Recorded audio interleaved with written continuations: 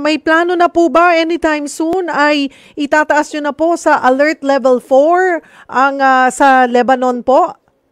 Wala pa naman kasi po wala pang advice yung ambassador at saka hindi pa naman nagkakaroon ng attack mismo sa Lebanon mismo, no? Skirmishes are purely limited sa border. Ang iniwasan natin pag lumawak yung gulo. Pero wala pa nga yung indications na magkakaroon ng gera sa buong Lebanon. But so far po, nadagdagan na po ba ang listahan ng mga gusto pong umuwi? Yes, yung weekend, there were 738, ngayon 779.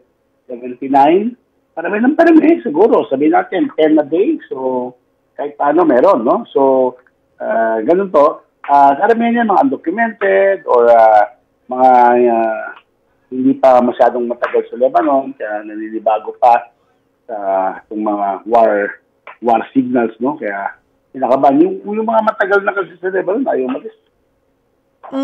Opo.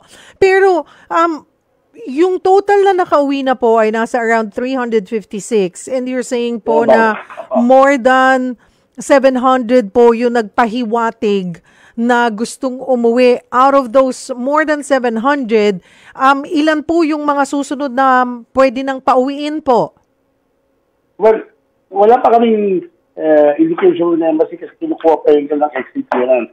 Ano kasi pag nag-uwi kami from Lebanon, hindi ito yung nakikita yung mass repatriation, 100, sabay-sabay, 50. Usually, binibigyan lang namin ng plane tickets yan, kasi uwi na sila. Siguro, in trickles, no? Every week, may 2, 3, 4, ganyan.